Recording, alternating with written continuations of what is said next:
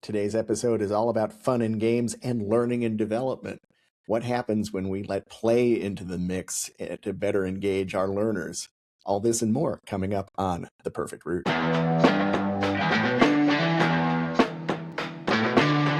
Welcome to the show. I'm pleased to have Alex with me. Please introduce yourselves to the listeners and viewers out in Podland.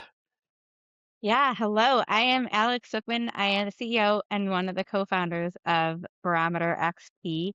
And we do organization development and team development and leadership development, process improvement stuff, but all around play, using play and games as a tool. So it's a pretty niche thing, but it's a really fun and really effective way to solve a lot of the L&D challenges out there. It's fascinating because I've looked at play in games in the past, and your take on it is so interesting and so different. Yeah, we really, one of my co-founders, partners, has a design background. He studied architecture and then a lot on um, design thinking and especially game design. And we really take a rigorous and scientific look at play, at the combination of psychology and behavioral economics, design thinking, neuroscience, um, education, several different disciplines to look at, it's really experiential learning. There's so much research out there that experiential learning is the most effective, and we accept it that as truth for children if you look at how children learn. But once you get into adulthood, and especially in the professional space, watch a video. It's a very passive way of learning, and especially when you're dealing with the skills, interactive skills, you're working with other people, collaboration and leadership, you have to practice those things. And experiential learning is great because you get that practice component in, because it engages with your emotions and that becomes more memorable and leads to stickier learning. So it really shocks me how much adult learning is still very didactic and passive, and how experiential learning is still somewhat of a novelty for a lot of people. And it seems to be a generational thing. And I'm Gen X, and there's still a lot of senior leaders out there who are boomers or Gen X. And you know the drill. We were raised in the classroom. We know how to take notes. We we're very comfortable being the passive recipient of that broadcast knowledge. And the more recent generations, not so much. They want to be engaged. Yeah, just when you thought you didn't need more generational differences that can show up as conflict or misunderstanding in the workplace. There's always Yeah. more. It's it's interesting, and it's not necessarily. I don't necessarily look at it as conflict. It's just a different expectations for presentation style. Yeah. When even if it's online learning, I like to frame it as different expectations on production values. Having somebody record a Zoom webinar and put that up as a 1 hour piece might have worked during the pandemic, but now people want it chunked down into more specific learnings, and it better look good. Yeah, yeah, that's a huge part of it. And I also think that learning is more effective when you're doing it with other people. So while technology has allowed a lot of advances for asynchronous individual learning, when you're learning alongside the people that you're actually going to be working with and actually going to be implementing the learning and going through these changes together is really effective, and having these shared learning experiences where it's not only the content of the experience and what skills you're working on, or what types of conversations you're having, but just the fact that you have this shared experience, and that's a way to build relationships and build social capital and trust and psychological safety and all of those things. That element is really powerful and again reinforces the learning. And it exercises a lot of different mental muscles, to mix my analogies, um, and really requires learners to level up their game. Yeah, Bad yeah. pun. but, um, It is it unavoidable. The game and play puns. I say them all the time and people think I'm doing it on purpose. I'm like, no, they're just really common words. But it yeah, always sounds like I'm trying to make a zinger. yeah, and it's I can see that, I can see that. Um, but, end of the day, I think most people want to engage in play. It's fun. It is. It Eh is. It's fun and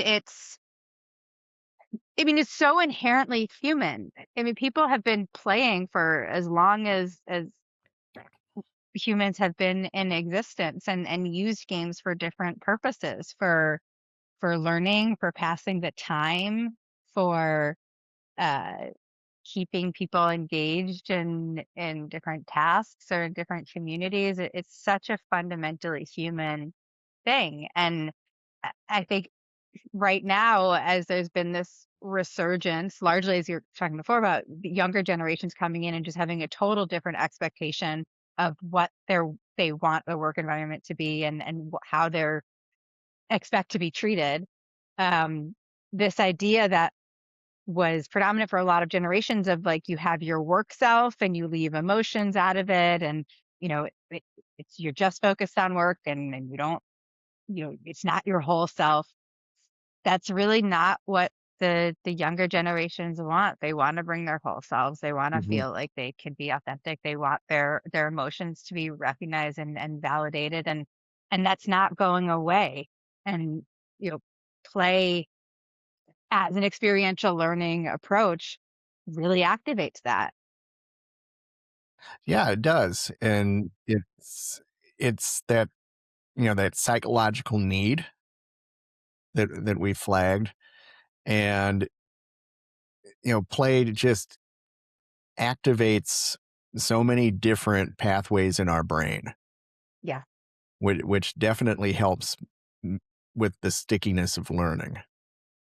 Yeah. And that's where we really stick to Kolb's experiential learning cycle, where you do something and then you reflect on it. So, what just happened? Yeah. What did we do? How do I feel about it? What are my thoughts about it? And then, why do I think that way? Why do I feel that way? And people don't practice that self-awareness very often and don't take the time to think, what is it about the conversation that I just had with my boss or the meeting that I just had with my team that made me feel really frustrated or that made me feel really excited or made me feel like I wasn't appreciated or included.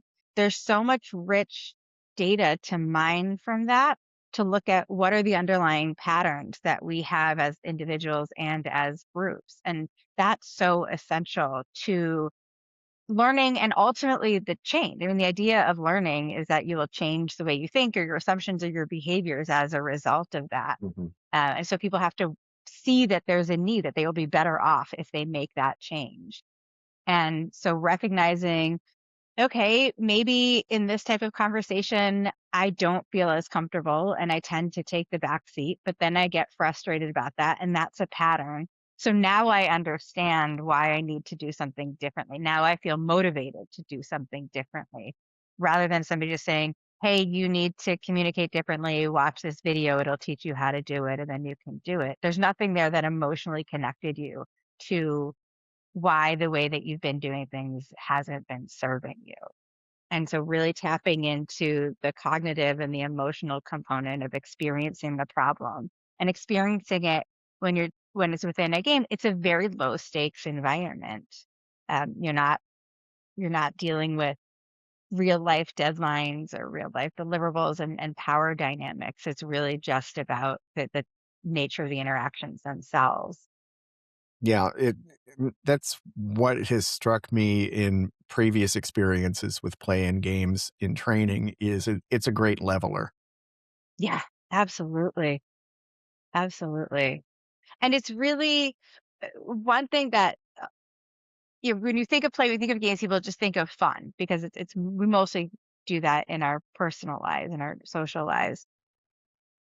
And in the workplace, we yes, we would like it to be fun, but it's not about the fun. It's about creating an emotionally and uh, I guess intellectually memorable experience that is directly applicable to real life. It's like creating this living metaphor for the work environment. And sometimes that has to be a little bit uncomfortable. If you have a team that isn't really great at making decisions and there's a lot of underlying tension and assumptions, laughter can help with and fun can help with people's willingness to engage in the process, but there's going to be hard conversations. Um, and so the idea isn't that it's always going to be fun, but the idea is that it's going to be a memorable experience where hopefully there's some levity, especially compared to, the real work environment um, that's going to drive real change. Mhm. And it's refreshing to hear some of the things that we're talking about, like levity and fun and things that aren't necessarily associated with, corporate training. Really? I don't know. Now Trainings aren't fun all the time? yeah, hell, yeah, I've been through and created some trainings that were real not fun. It was just like, "Okay, here's the broccoli, let's eat the broccoli. No, you don't get any ranch." Yeah. Well, and I think, yes, people, a job is a job and you have to do things and, it's benefiting something other than, your own interest. And there's parts of it that are going to be difficult. Um, but in order for people to stay motivated, for people to stay engaged, for people to have new ideas and be willing to go through hard things, they can't be in this stressed and frustrated and this dark headspace all of the time. That's really draining. I mean, we need Mhm, the chemicals that go through our body, the neurotransmitters that come from connective moments, from joyful moments, from levity. Like that really is needed to sustain the level of engagement and motivation that employees need. And I think companies are really shooting themselves in the foot by saying there's no, people shouldn't, they don't need to socialize during the workday, or we don't need to make learning fun. It's really just about, just giving them the information. But yeah, but if that's contributing to them burning out, they're not going to stick around long enough to use these new skills that you just invested in them building. mhm, and as you were describing this, certainly there's skill building, training, and for some reason, my mind was flashing to compliance training, the dreaded, death by PowerPoint, and Yeah. and there's this default pathway that learning and development has towards compliance training. Harumph, it's no fun. This is serious stuff. Um, but at the same time, how do you better engage people in the mandatory training? And I've got to think that there are ways to do it through games and through play, while still reinforcing that this is safety training. This is serious stuff. But let's try to figure out a way that makes it stick better in people's heads. Yeah, absolutely. We use this iceberg visual Mhm, with the three different levels. So you have, what's above the surface, what's just below the surface, and then the deep stuff. And those are the different levels of depth that you can achieve with play in the context of learning and development, organizational change. And the top one is just engaging people, sort of mindfully presencing people in the situation that they're in. If you think about, okay, at noon today, I have to sign on and do this compliance training. I had a really stressful morning. When I sign on at noon, my brain is still with whatever happened earlier. It doesn't automatically go into this mindset where I'm ready to actively listen and I'm ready to absorb and critically think about this information. just because the clock struck noon and I logged on doesn't mean my brain did that. So how do you present people? How do you get people feeling curious, or how do you get people to even be excited about what they're going to learn, and showcase how it's going to benefit them? If you just jump right into the context, there's a good chance people aren't fully paying attention, whether, they're cognizant or not cognizant of that. It's a huge missed opportunity. So even just thinking about what's the type of mindset you need people to be in to learn, to change, to grow, to have these conversations, whatever it is. There's a lot that you can do that's going to affect how sticky it is, and how successful the implementation of it is. A lot you can do at the beginning to prepare people for that. It's such a Mhm. missed opportunity. Yeah, it definitely is, and we in learning and development, we just don't think of it as often as we need to. You know, when I was a professor, I liked playing games. I liked, um, opportunities to have fun in the classroom, even if it was a serious subject. There were still opportunities to break up the rhythm and engage learners in what I thought was a much more effective way. Yeah. Yeah. This push to, I understand the idea of micro learning. Mhm. People don't, the attention spans are a big issue, and a lot of dense information all at once. But if you cut out all of the, how do you make it engaging? How do you make it relevant? How do you make sure that people are, again, in that mindset? Chances are it's going in one ear and out the other. And, at that point, you have to assume that the company really just needs to say, okay, box checked. Everybody can prove that they sat and heard this information, and we did our due diligence. But there's nothing about, did they retain it? Do they feel confident implementing it? Do Right. they, will they use it? Do they have questions? Does it apply to them? Yeah. Yeah, it's, not only the retention piece, but why does it matter? Yeah. And, that's such an important part of getting knowledge to become sticky, um, especially now when employees are just getting overwhelmed with all the things that they need to know. If it wasn't bad enough that we've got AI to deal with, um, it just it the amount of information overload in the learning and development space is just increasing. It's not getting easier for the learners. It's not getting easier for the trainers. Yeah. Yeah. And just one of the things I've been talking about a lot lately is change, and change management, and every aspect of our life are changing so quickly right now, and faster than they have in any period of history.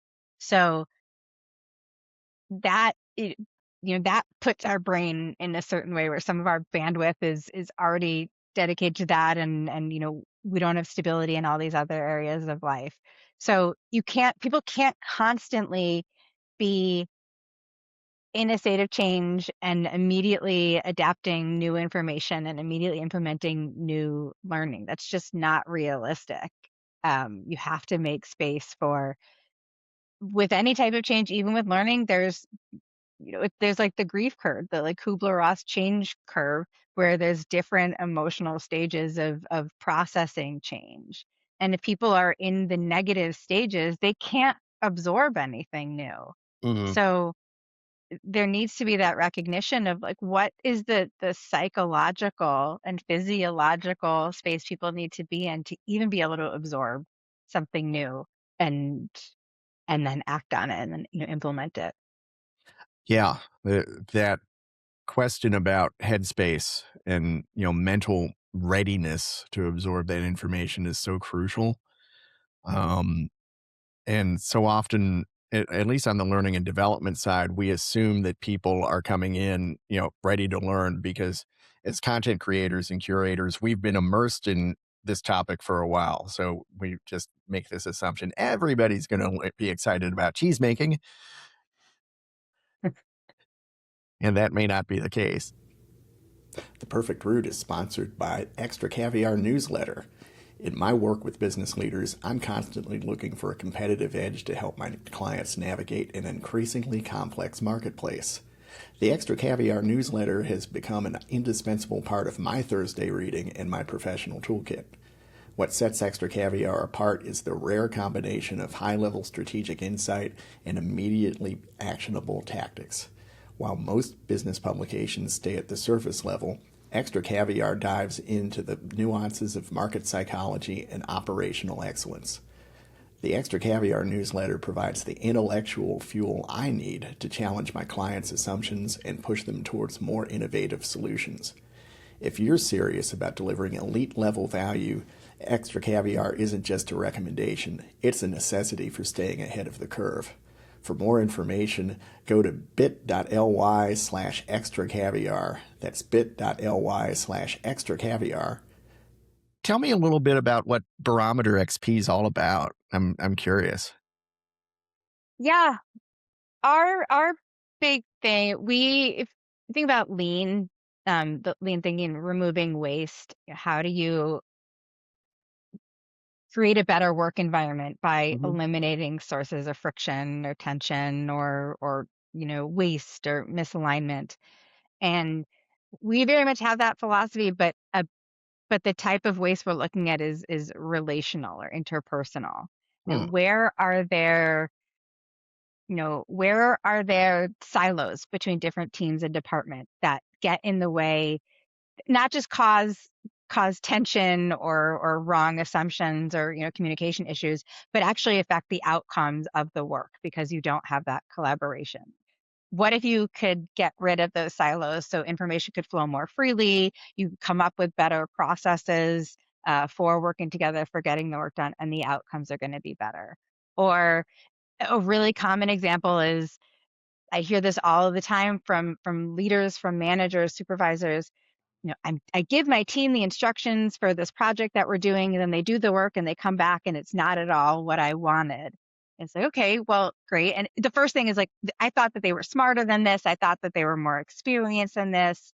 I don't understand why they're not accountable. A lot of times it boils down to the way that the leader is communicating instructions and expectations just doesn't align with how the teammates process information. Or maybe they're assuming, a deliverable is supposed to work this way or a project's supposed to be done this way because that's how it was in the company that I worked for before. But everybody came from different companies and has different processes. And a lot of these assumptions are not going to be aligned. So there's all of these like inter and intrapersonal things that make the experience of work a lot more difficult, that make it more stressful, that lead to conflict, that create what we call them pressure points. The reason we're called barometers, a barometer measures atmospheric pressure, and we think of what we do is looking at pressure in the workplace, interpersonal pressure. Okay. So we go in and we get rid of those pressure points. We figure out how can how can we break down some of these assumptions? How can we build a new process? How can we foster different types of connections or get better clarity as to what people are doing and why they're doing it this way and how we're doing it? And we use play-based experiential learning for the medium of that. So, we do organizational change projects with clients. We do workshops on different interpersonal skills. We do leadership development programs. But it's all looking at what are those sources of relational waste, of tension, confusion, misalignment, miscommunication that doesn't need to be there and is not not difficult to fix. It just takes some time and some intentional focus on those interpersonal dynamics. Yeah, the intentionality is key because, not only do the participants have to commit, the executive sponsors and the leadership need to commit as well. Otherwise, Yeah. it may be an empty exercise, I would think. Yeah, that's such a huge thing, and that's sort of a red flag for us in the the business development process if the leader's like, "Here are all the problems, fix them." We're like, I think it should be fix us." Yeah, We need help, not they right. need help, and I'm perfect just the way that I am. Yeah, if they're asking for, relieve the symptoms without getting to the underlying root cause, then, that Yeah, ain't exactly a great pathway to follow. yeah. But it's really amazing to watch. You can see the moment the light bulb goes off for somebody when we're doing sessions and we're doing the games. Because you're activating the same emotions and the same types of interactive behaviors, people make the connections themselves. They will see, let's say you and I are playing a game and it's a competitive game and there's a timer and you are loving it, you are thriving, you're like, ready to win the game. I'm withdrawing. And I'm like, "Oh my gosh, Bill thrives under this type of pressure. Like this is his moment." For me, that is really the opposite. And so that's when I can't do my best. And I can see that I'm starting to let Bill down because of, I'm not pulling my weight. And I can see that I'm getting frustrated, but really we just have very different approaches. And once we understand that better, I know that you're not doing this because you don't want me to succeed. It's just you look at the world different. You Mhm, are motivated by different things. And those are such powerful insights. It's like, now I understand why you say things the way that you do, or why, you're really good at this thing here. That's such a cathartic moment, and it's a really hopeful moment, and it's like, "Oh, now that I understand you better, we can figure out how to interact differently so we get better results going forward, so we don't just keep tripping over the same tripwires every single time."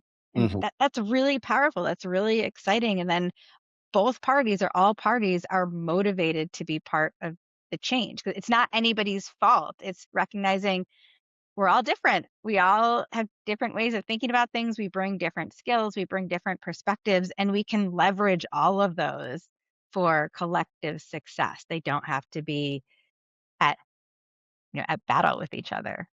yeah. Yeah, it's more of a holistic approach than typical, management or L&D consulting, Yeah. where we are tempted to, fix the problem, um, rather than look at root causes, which is potentially a more difficult road to travel. But, you know, it I was just having a conversation with someone about risk management, and, you know, if you really want to reduce organizational risk, you've gotta look at root causes. Wow. Yeah. And a huge root cause is people have very different individual risk tolerance. And until you understand people's individual relationship with risk. What do they need to feel comfortable, to feel like they are safe to take bigger risks, whether it's knowing that they're not going to be penalized if something doesn't go perfectly, or, that there's contingency plans, or that, there's other people who are going to be involved. Um, those are easy things to establish to make people more willing to take risks, and to be okay with bigger, bolder decisions. But until you address that, until you acknowledge that, it's going to feel like you're, trying to push people in directions that they don't want to go. Mhm. Anyway, one thing I noticed in your what's behind you is you've got a nice little collection of games there. Well, this is the overflow. Most of them are over there in the living room. Okay, And we have two shelves that are completely overflowing. So I started to, to put some of them here. But yeah, a couple of my favorites are back there is Wing It and Code Names. okay. Um, so Clover, all great How do you ones. keep track of all of it? About the games? Yeah. Well, one of the things that my uh, partners and I have done, we really want to make this play-based experiential learning a much more common, accessible, valued approach to learning. We're trying to make it really easy for other people to adopt it. So we created this database. It's a free tool where we have 120 games in there, and they're cataloged by. You can go in and search for, I want games that help a team practice decision making, or I want a game that's going to work on, you know, adaptability and empathy, or we want a game where there's a chance component because we want people to see how they deal with uncertainty and we want to help them feel more comfortable, figure out what we can do to help them feel more comfortable going through periods of uncertainty and change. And so it's really isolating what what are the building blocks in the game? What are the actions people have to take? What are the ways that they interact so that you can simulate that within the context of a game and have it be directly applicable to work. So I've always loved games of all kinds. I have a performing arts background, so theater games have always been a big part of my life. Board games, I was a summer camp person. And I knew I liked different games for different reasons, but it wasn't until I started working with Peter, my partner who's the game design background, that I really understood the mechanics and dynamics of games and how that affects the experience and the types of interactions and how you can isolate those and look at those. I mean, the same way you would like if you're cooking and you're like, okay, if I'm making chocolate chip cookies, I need chocolate chips and I need these ingredients. If you're trying to have a team that communicates better and is willing to make bolder decisions, you need to explore different levels of risk tolerance. You need to explore how people communicate, like what details are most important for them to take actions. You need to make sure that people feel safe putting out rough draft ideas. Can really brainstorm and not feel like everything has to be totally polished and perfect before it comes out. And so you have to create, those are the ingredients that you need to have the culture, the work environment, the success that you want to see. So, you're going through the game and you're going through the ingredients list and picking the ones that you need for what you're trying to accomplish. Okay. But it's definitely handy to have that list available. And where can our listeners and viewers find that? Yeah, it's on our website. It's called the Play Concierge. Our website's barometerxp.com, and then one of the things at the top says Play Concierge, and you can just sign up for a free account and access that database and a bunch of our frameworks too for uh, how do you address what's the root cause of some of the challenges that you're seeing, and how do you match a game to it. And of course, if they want to learn more, they can always reach out to you. And um, Yeah. yeah, Yes, and we teach other people how to facilitate games. We have a playful leadership series that's for leaders, managers, and it gets at very specific skills and challenges that come up and how a playful approach can help with those. Um, yeah, and then we go into companies, as I was saying before, and uh, help them work through these problems and really foster the type of work environment and culture, and also processes, systems, and processes that are going to get them to where they need to go. excellent. Well, I really enjoyed our conversation, Alex. And again, it's barometerxp.com. Um, Listeners and viewers, please seek Alex out because she is a world of information on play and games in learning and development, as you've heard and watched through our conversation today. Any closing thoughts for our audience, Alex? I would just challenge yourself next time you're playing a game, whether it's Wordle on your phone, if you're playing a video game, just think about what is it about this game or this situation? What's it bringing out in you that's so enjoyable? Is it challenging you in a specific way? Is it connecting you with people in a different way? Is it uh, giving you a break from thinking about other things in your life? Just be more mindful of what's causing you to show up the way that you are, and see if any of those patterns that it reveals about yourself can be applicable in other areas of your life. It's a pretty powerful way to learn important things and become the best version of yourself. Reflection is so important. Well, Alex, thanks for being with us today. Listeners and viewers, I hope you enjoyed our conversation, and we look forward to seeing and hearing from you as we take another step on the perfect route.